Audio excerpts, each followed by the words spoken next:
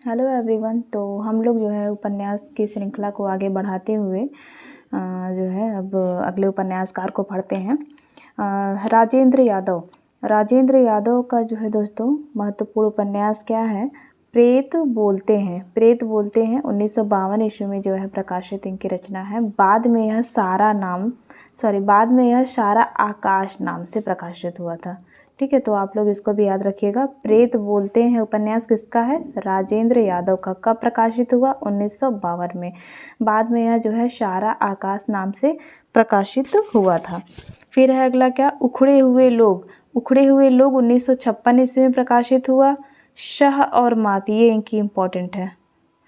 प्रेत बोलते भी इनकी इम्पोर्टेंट है राजेंद्र यादव की, और शह और मात जो कि 1959 ईस्वी में जो है रचा गया था। यह जो है दोस्तों 1 इंच मुस्कान, यह भी मोस्ट इम्पॉर्टेंट है। 1 इंच मुस्कान उपन्यास 1963 ईस्वी में प्रकाशित हुई थी। इसमें जो है अमर, रंजना और अमला के प्रेम का चित्र है। ये दोस्तों आप लोग जो है याद कीजिएगा, सन भी याद कीजिएगा, और जो ये पात्र हैं अमर, रंजना और अमला, उनके जो है प्रेम का चित्र है। किसमें? 1 इंच मुस्कान उपन्यास है उसमें। अच्छा, ये उपन्यास जो है दोस्तों राजेंद्र यादव का तो है ही, साथ में मतलब ये उपन्यास जो है राजेंद्र और मन्नू भंडारी जो हैं दोनों के सहयोग से लिखा गया है उपन्यास। ठीक है, तो सिर्फ राजेंद्र यादव का नहीं है, मन्नू भंडारी का भी इस उपन्यास को लिखने में सहयोग हुआ है। फिर है अनदेखे अनजान पुल उपन्यास 1963 ईस्वी में प्रकाशित हुआ था। दोस्तों जो है जितना भी महत्वपूर्ण उपन्यास है वो मैं लिखवा रही हूँ, जिसके विषय में ज़्यादा इम्पोर्टेंट नहीं है तो उसका विषय मैं नहीं लिखवा रही हूँ। ठीक है, और बाकी तो सन आपको देखिए मेरे नोट्स में आपको उपन्यास के साथ साथ कब यह प्रकाशित हुआ वो भी मैं लिख दी हूँ। तो जो भी दोस्त मेरे कोई भी यूजीसी नेट की तैयारी कर रहे होंगे तो उनके लिए भी यह जो है बहुत ही महत्वपूर्ण जो है नोट्स होगा। तो आप लोग जो है लास्ट तक क्लास में बने रहिए। क्या मैंने बताया? राजेंद्र यादव का प्रेत बोलते हैं इम्पोर्टेंट है, श और मात। और एक और, हाँ, उखड़ते हुए लोग। इसमें दोस्तों आप लोग ये पात्र जो है पढ़ लीजिएगा। मैं यहाँ पे लिख देती हूँ। उखड़ते हुए लोग 1956 ईस्वी में प्रकाशित हुआ था राजेंद्र यादव का। इसमें जो है पात्र है शरद और जया। शरद और जया का चित्रण है।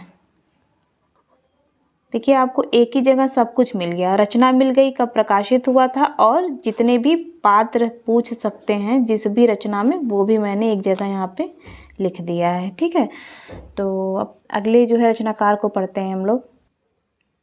अगले रचनाकार हैं दोस्तों विश्वंभर नाथ शर्मा कौशिक। क्या है? विश्वंभर नाथ शर्मा कौशिक। इनकी जो है 3 उपन्यास बहुत ही इम्पोर्टेंट है। ठीक है, पहला क्या है? माँ, जो कि 1929 ईस्वी में प्रकाशित हुआ था। इस उपन्यास का विषय क्या था?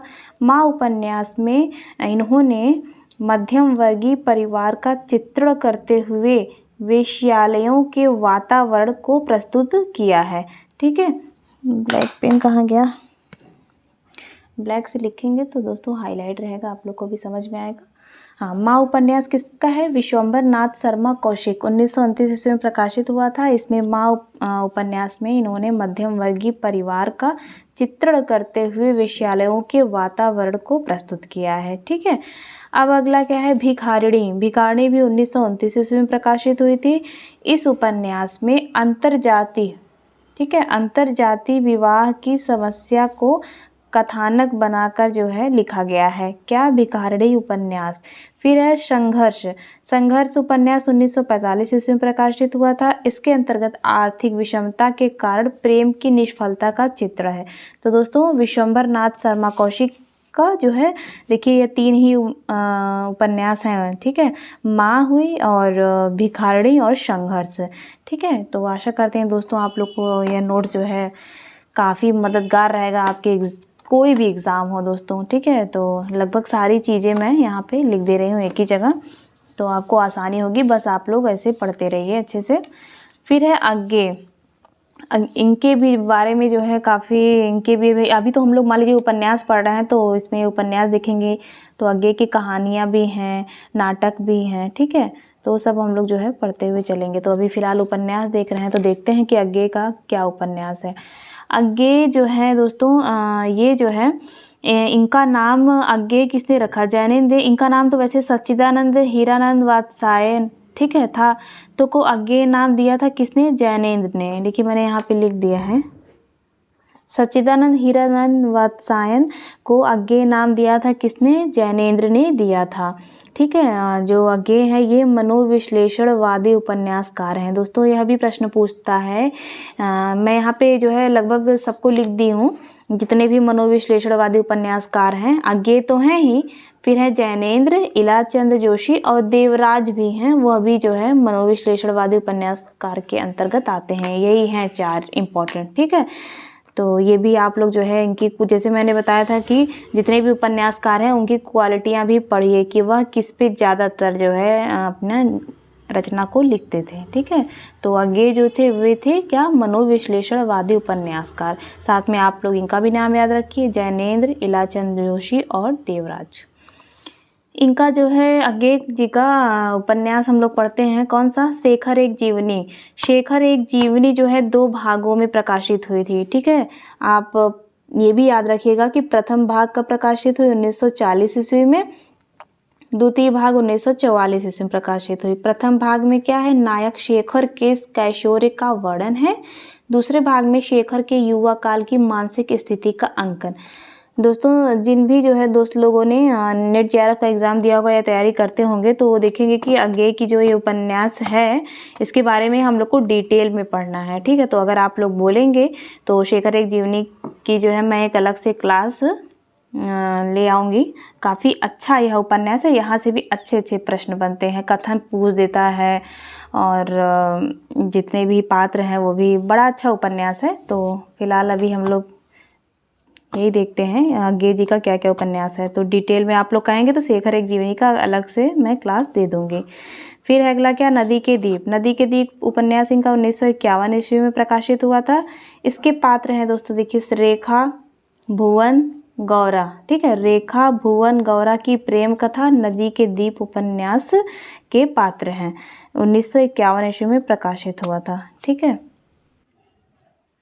फिर आगे जी का अगला उपन्यास कौन कौन सा है, 2 तो हम लोगों ने पढ़ लिया, शेखर एक जीवनी और नदी के दीप। तीसरा है अपने अपने अजनबी, 1961 ईस्वी में प्रकाशित हुआ था। यह जो है दोस्तों इसका वर्ण विषय क्या है, मृत्यु से साक्षात्कार। यह जो है आप लोग याद रखिएगा, मृत्यु से साक्षात्कार अपने अपने अजनबी का वर्ण विषय है, जो कि 1961 ईस्वी में प्रकाशित हुआ था। अब नोट के द्वारा मैंने कुछ इंपॉर्टेंट चीज़ें लिख दी है गे के बारे में। क्या है, आलोचकों ने शेखर एक जीवनी की आलोचना प्रकाशमान पुच्छल तारा कहकर की है। ठीक है, यह देखिए, आलोचकों ने शेखर एक जीवनी की आलोचना प्रकाशमान पुच्छल तारा कहकर की है। ठीक है, अब क्या है कि आगे देखते हैं हम लोग। इस पुस्तक पर रोमियो रोला की पुस्तक क्या है, ज्यो क्रिस्तोफ का प्रभाव लेखक ने स्वीकार किया है। ठीक है, किस पुस्तक पर, शेखर एक जीवनी पुस्तक पर। ठीक है, पहला क्या मैंने बताया कि आलोचकों ने शेखर एक जीवनी की आलोचना प्रकाशमान पुच्छल तारा कहकर की है। फिर दूसरा क्या, इस पुस्तक पर रोमियो रोला की पुस्तक ज्यो क्रिस्तोफ का प्रभाव लेखक ने स्वीकार किया है।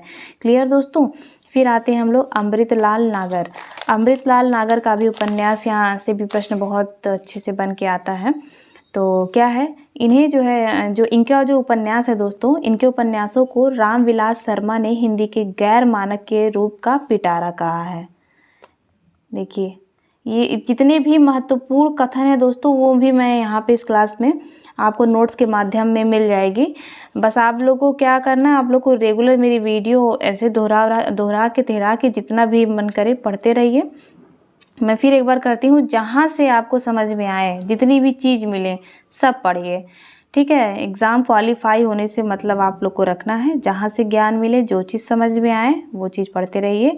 ठीक है, और बाकी तो पढ़ाई के अलावा कोई और ऑप्शन भी नहीं है हम लोगों के पास। ठीक है, तो फिर क्या मैंने बताया कि अमृतलाल नागर उपन्यास, जो अमृतलाल नागर जो हैं उनके उपन्यासों को रामविलास शर्मा ने हिंदी के गैर मानक रूप का पिटारा कहा है।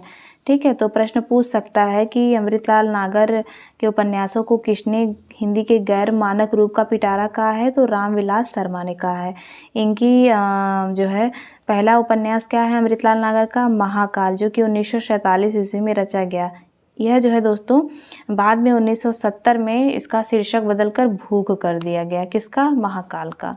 फिर है बूंद और समुद्र। बूंद और समुद्र उपन्यास 1956 ईस्वी में प्रकाशित हुआ था। यह इनका अमृतलाल नागर का श्रेष्ठतम उपन्यास है, जिसमें भारतीय समाज की रीति नीति, आचार विचार, जीवन दृष्टि, मर्यादाओं एवं मान्यताओं का चित्रण कथानक द्वारा किया गया है।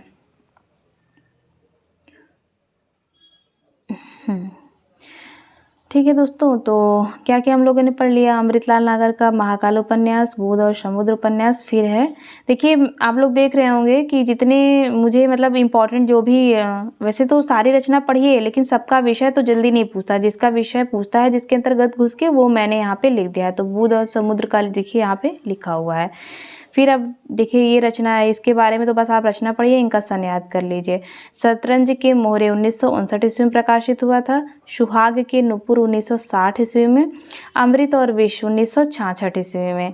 इसमें क्या है दोस्तों, इसमें भारतीय गणतंत्र के 15 वर्षों का राजनैतिक एवं सामाजिक चित्रण हुआ है। किसमें? अमृत और विश्व, जो कि किसका उपन्यास है? या अमृतलाल नागर का उपन्यास है। फिर है क्या? 7 घूंघट वाला मुखड़ा 1968 ईस्वी में प्रकाशित हुई। इसमें मसरू बेगम के नारी हृदय का चित्र है। ठीक है, यह भी बहुत इम्पोर्टेंट है उपन्यास। तो क्या है? 7 घूंघट वाला मुखड़ा। ठीक है। फिर है क्या दोस्तों अगला? एकदा नैमिषारण्य। इसका मैं ऐसा लिख दे रही हूँ 1972 ईस्वी। और मानस का हंस तो 1971 ईस्वी है। 71 है कि 72? हाँ शायद 71 ही है। नहीं 72 है। देखिए कन्फ्यूजन हो रहा है मुझे, आप लोग जो है कमेंट करके बताइएगा। वैसे 72 ही है। हाँ, एकदा नैमिषारण्य किसका है? अमृतलाल नागर का। 1972 ईस्वी में प्रकाशित हुई थी। मानस का हंस 1972। इसमें दोस्तों यह जो है इम्पोर्टेंट आप कर लीजिए, मानस का हंस। क्यों? मैं देखिए यहाँ पे लिखी हूँ, क्योंकि इसमें जो है तुलसीदास की जीवनी पर व्यक्तित्व, तुलसीदास की जीवनी एवं व्यक्तित्व पर आधारित है यह उपन्यास। ठीक है। अब फिर अगला क्या है कि नाच्यो बहुत गोपाल। ठीक है, नाच्यो बहुत गोपाल किसका है? यह जो है अमृतलाल नागर का है। 1978 ईस्वी में प्रकाशित हुआ था। अब इसके पहले मैंने बताया था ना कि भगवती चरण वर्मा का सबही नचावत राम गोस्वामी, सबही नचावत राम गोस्वामी। ठीक है, तो आप लोग इसका हमें सन बताइए कि यह कब प्रकाशित हुआ था। नाच्यो बहुत गोपाल 1978 ईस्वी में प्रकाशित हुआ था। फिर है खंजन नयन। खंजन नयन यह भी इम्पोर्टेंट है, 1981 ईस्वी में प्रकाशित हुई थी। इसमें जो है सूरदास के जीवन और व्यक्तित्व पर आधारित यह उपन्यास है। देखिए दोस्तों अमृतलाल नागर का दोनों उपन्यास बहुत इंपॉर्टेंट है। मानस का हंस जो है इसमें तुलसीदास की जीवनी पर आधारित है, और खंजन नयन सूरदास की जीवनी पर आधारित है। फिर अगला क्या है कि बिखरे तिनके। बिखरे तिनके 1982 ईस्वी में प्रकाशित हुआ था। और अग्निगर्भा 1983। करवट 1985, जिसमें लखनऊ के खत्री परिवार की 3 पीढ़ियों का चित्रण है। किसमें? करवट में। फिर है कि पीढ़ियाँ 1990 ईस्वी में प्रकाशित हुई थी।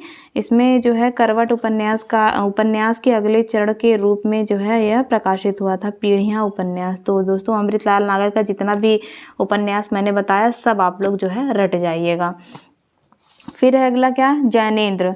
यहाँ से इनके भी जो है उपन्यास काफ़ी इम्पोर्टेंट है। मैंने बताया था इसके पहले क्या कि मनोविश्लेषणवादी उपन्यास किसको किसको बताया था मैंने?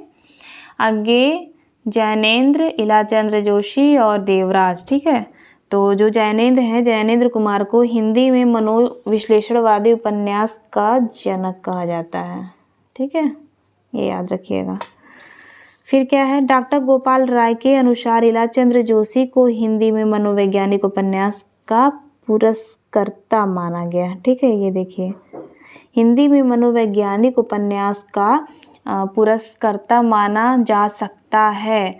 किसके अनुसार? डॉक्टर गोपाल राय के अनुसार। किसको? इलाचंद्र जोशी को। फिर है अगला क्या? जैनेंद्र जी ने आधुनिक समाज में नारी की स्थिति का यथार्थ तथ्य निरूपण करने का प्रयास अपने उपन्यासों में किया है। यह भी इम्पोर्टेंट है। यह कथन क्या है? जैनेन्द्र जी ने आधुनिक समाज में नारी की स्थिति का यथातथ्य निरूपण करने का प्रयास किया है अपने उपन्यासों में। जैनेन्द्र का और कौन कौन सा महत्वपूर्ण उपन्यास है? परख 1929 ईस्वी में प्रकाशित हुई, सुनीता 1934 ईस्वी में प्रकाशित हुई। इसके पात्र आप लोग पढ़ लीजिएगा। श्रीकांत, सुनीता, हरिप्रसन्न के मनोभावों का चित्र है, ठीक है। त्यागपत्र 1937 ईस्वी, अभी इम्पोर्टेंट है। किसका है? जैनेन्द्र का है। इसमें जो है मृणाल ये पात्र हैं। मृणाल के आत्मपीड़न की गाथा का मनोवैज्ञानिक चित्रण हुआ है। साथ ही इसमें जो है अनमेल विवाह के दुष्परिणाम का भी चित्रण हुआ है। किसमें? त्यागपत्र में, ठीक है। त्यागपत्र किसका है? जैनेन्द्र का है, जो कि मनोविश्लेषणवादी उपन्यासकार माने जाते हैं, ठीक है। फिर है क्या कि सुखदा 1952 ईस्वी में प्रकाशित हुआ था। यह एक कुंठाग्रस्त नारी की कथा है। सुखदा इसके पात्र हैं, ठीक। फिर है विवर्त 1953 ईस्वी में प्रकाशित हुआ। व्यतीत 1953, जयवर्धन 1956, मुक्तिबोध 1965। ये सब जो है दोस्तों जैनेन्द्र की रचना है। अनंतर 1968 ईस्वी, अनाम स्वामी 1974, और क्या है? दसार्क जो है 1985 ईस्वी में प्रकाशित हुआ। इसमें जो है विवाह विच्छेद अर्थात तलाक एवं स्त्री जीवन की विडंबना का चित्र है। किसमें? दसार्क में, ठीक है। तो दोस्तों भले ही जो है मतलब आप लोग को लग रहा होगा कि एक एक उपन्यासकारों के इतने सारे उपन्यास हैं, इसीलिए तो मैं थोड़ा थोड़ा आप लोग को करा रही हूँ, ताकि एक दिन का टाइम मिलता रहे। एक एक दिन जैसे गैप करके करवा रही हूँ, एक दिन गद्य फिर एक दिन साहित्य, तो आराम से आप लोग का तैयार हो जाएगा। धीरे धीरे पढ़ते रहिए, लेकिन रेगुलर पढ़ना है, ठीक है। फिर यहाँ तक तो हम लोगों ने पढ़ लिया। अब महिला उपन्यासकारों को भी पढ़ लेते हैं। मैंने सोचा है कि रोज़ मैं एक महिला उपन्यासकारों को आप लोग को बताऊंगी, तो आज एक ही मैं महिला उपन्यासकार उषा प्रियंवदा हैं। पहले तो फिर थोड़ा भी जो है बहुत जानकारी जो है महिला उपन्यासकारों के बारे में थोड़ा पढ़ लेते हैं कि यहाँ से भी प्रश्न बनता है दोस्तों कि हिंदी की प्रथम महिला उपन्यासकार कौन है? साध्वी, सती, प्राण, अबला। ये सब दोस्तों आप बहुत ही इम्पोर्टेंट है। लगभग मैं सारा आप लोग को कवर करा रही हूँ एग्ज़ाम के पॉइंट ऑफ व्यू से। अपनी तरफ मेरी तरफ से भी पूरी जो है ईमानदारी है, और आप लोग भी पूरी ईमानदारी से पढ़िए, ठीक है। तो हिंदी की प्रथम महिला उपन्यासकार साध्वी सती प्राण अबला को माना जाता है। इन्होंने सन 1890 ईस्वी में सुहासिनी नामक उपन्यास लिखा, ठीक है, सुहासिनी। और इनका मूल नाम क्या था? मल्लिका देवी, ठीक है। तो उषा प्रियंवदा मैंने बताया कि अब एक ही मतलब जैसे लास्ट में एक एक महिला उपन्यासकार को पढ़ेंगे, तो आज मैंने उषा प्रियंवदा को ले आया है आपके सामने। इनको पढ़िए, इनके उपन्यास को। क्या है? 55 खंबे लाल दीवारें। 55 खंबे लाल दीवारें 1961 ईस्वी में प्रकाशित हुई थी। उषा प्रेमवदा की जो है उपन्यास है। फिर है रुकोगी नहीं राधिका 1967 ईस्वी। फिर है शेष यात्रा 1984, अंतर्वशी 2000, भय कबीर उदास 2007। दोस्तों ये सब इम्पोर्टेंट रचना है। सबसे अच्छी बात क्या है कि सबके सन भी मैं यहाँ पे लिख दी हूँ। आप लोग को कहीं मतलब ऐसा नहीं कि रचना लिख दिए हैं फिर सन के लिए कहीं और ढूंढना पड़े या नेट पे या किसी और बुक में। तो आप लोग पढ़ते रहिए। फिर इनसे भी संबंधित जो भी महत्वपूर्ण इनकी जैसे कि यहाँ से प्रश्न आता है, हाँ ये 55 खंबे लाल दीवारें, इनके बारे में हम डिटेल में कल आप लोग को बता देंगे। 55 खंबे लाल दीवारें, यहाँ से भी इसके पात्र वगैरह पूछते हैं। और रुकोगी नहीं राधिका, ये भी इम्पोर्टेंट है इनकी रचना। तो आप लोग सन भी पढ़ते रहिएगा। फिर से मैं रिवाइज कर दे रही हूँ, मेरे साथ साथ आप लोग दोहराते रहिए। उषा प्रियंवदा की रचना है 55 खंबे लाल दीवारें 1961 ईस्वी, रुकोगी नहीं राधिका 1967 ईस्वी, शेष यात्रा 1984, अंतर्वशी 2000, भय कबीर उदास 2007 में किसका है? उषा प्रियंवदा का। तो दोस्तों उम्मीद करते हैं यह क्लास आपको बहुत अच्छी लगी होगी। तो दोस्तों प्लीज़ लाइक करिए और कमेंट भी कीजिए, ठीक है, तभी तो पता चलेगा कि हाँ आप लोग क्लास को अच्छे से पढ़ रहे हैं। और दोस्तों और जिसको भी इस क्लास की ज़रूरत हो अपने दोस्तों को जो है, अपने प्रिय दोस्तों को आप लोग जो है शेयर कीजिए दोस्तों ज़्यादा से ज़्यादा, ठीक है। तो आज की क्लास यहीं समाप्त करते हैं। अपना अच्छे से आप लोग पढ़ाई करते रहिए। तब तक के लिए धन्यवाद।